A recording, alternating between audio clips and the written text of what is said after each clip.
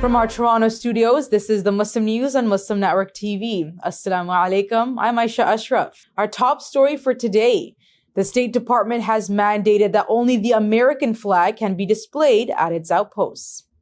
According to the Washington Free Beacon, a policy order has been issued by newly confirmed Secretary of State Marco Rubio. The directive prohibits U.S. facilities at home and abroad from flying other flags, including those representing Pride or the Black Lives Matter movement. The policy permits exceptions for the prisoner of war missing in action flag, which honors missing war veterans. The State Department did not immediately respond to a request from Anadolu News Agency for comment. Analysts say the newly implemented policy aligns with President Donald Trump's pledge to end what he calls wokeness. President Donald Trump has pardoned 2 former Metropolitan Police Department officers convicted in connection with the death of a black man in 2020. According to the White House, Trump issued a full and unconditional pardon to Lieutenant Andrew Zabavsky and Officer Terrence Sutton for their roles in the death of Karen Hilton Brown. 20-year-old Hilton Brown died after crashing his moped during a police chase in Washington, D.C., which sparked a public outcry. According to investigators, the officers attempted to cover up the incident by disabling their body cameras. They were also accused of tampering with the scene and providing false information to their commanding officers about what had happened. U.S. Immigration and Customs Enforcement has arrested 308 migrants on the first full day of President Donald Trump's administration. Among those arrested were people charged with crimes such as murder and child rape, according to Trump's border czar, Tom Homan, who was cited by the New York Post. Homan said immigration officers began arresting illegal migrants who pose threats to public safety, adding there are about 700,000 currently in the U.S. In related news, posters are plastered across Little Village, a predominantly Mexican neighborhood in Chicago, warning about potential U.S. Immigration and Customs Enforcement, or ICE raids. The signs carry messages such as "Don't open ICE," "ICE out of our communities," and caution residents that ICE cannot legally enter your home without a judge-signed warrant. The warnings come amid heightened concerns over immigration enforcement and President Donald Trump's pledge in his inaugural address to deport millions and millions. Trump's border czar, Tom Homan, has said deportations will begin with large cities like Chicago. A fast-moving wildfire named the Houthis has scorched more than 9,000 acres in northern Los Angeles County near Castaic. The blaze erupted Wednesday morning and rapidly spread due to red flag conditions, forcing tens of thousands to evacuate. By evening, it had consumed 9,200 acres, with firefighters battling to stop its advance into Ventura County. This latest inferno adds to the series of devastating fires that have struck Los Angeles since January 7th. The Palisades Fire and Eaton Fire have already killed 28 people combined and caused mass destruction. While these earlier fires now are largely contained, their aftermath has left thousands displaced. Authorities are urging nearby communities to remain on high alert as conditions remain volatile. Fire crews continue their efforts to control the Hughes fire amid challenging weather. In related news, President Donald Trump has criticized the response to the devastating Los Angeles wildfires, calling it an unprecedented disaster that makes the U.S. look weak. In a Fox News interview, Trump commented on the rapid spread of the flames, saying it looked like our country was helpless. He expressed frustration over the lack of preparedness, adding it took over a week to partially control some fires. The wildfires have caused billions of dollars in damages, destroying homes and forcing widespread evacuations. Trump highlighted the impact on wealthy and influential people who lost their homes. Some of the wealthiest, most powerful people lost their homes, and it looked like our country was helpless. This fire was just raging, and then it would catch to another area, another area, another area. There was nothing. It took a week and a half. And I've never seen anything like it. We look so weak. CAIR labels Northwestern hostile campus in new report. Details come after the break. Stay tuned and we will be right back.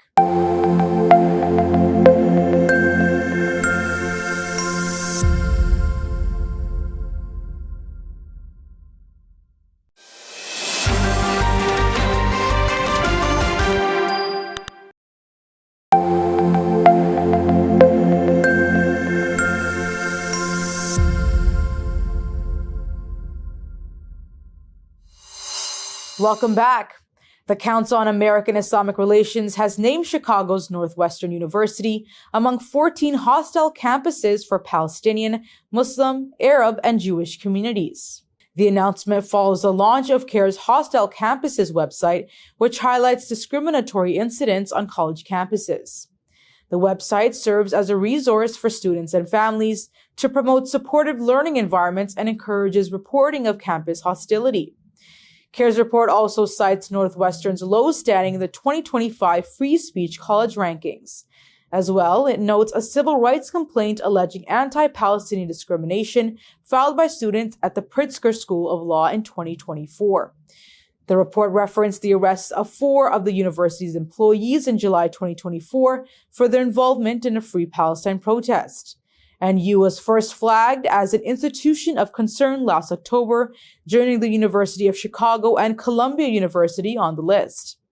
CAIR's campaign aims to empower prospective students to make informed decisions about campus environments. Northwestern President Michael Schill acknowledges past challenges, but emphasized the university's commitment to fostering a safe and open environment for learning. CNN and NBC News are set to lay off employees as they transition towards a digital-focused future. CNN, a division of Warner Bros. Discovery, will cut hundreds of jobs this week, reorganize its TV lineup, and expand digital subscription services.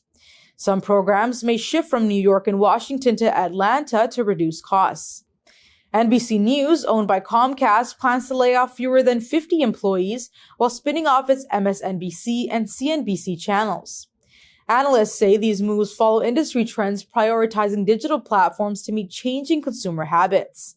Earlier, the Washington Post and Associated Press also announced staff cuts to reduce costs. Israeli forces have killed 2 more Palestinians in the West Bank during a 3rd consecutive day of military operations in the Jenin refugee camp. The death toll has reached 12, with 40 injured, as Israel's attacks rendered parts of the camp nearly uninhabitable. Eyewitnesses report that Israeli soldiers have burned at least 5 homes in Jenin's Al-Khabar neighborhood. Rights groups have accused the Israeli army of field executions, mass arrests, and infrastructure destruction.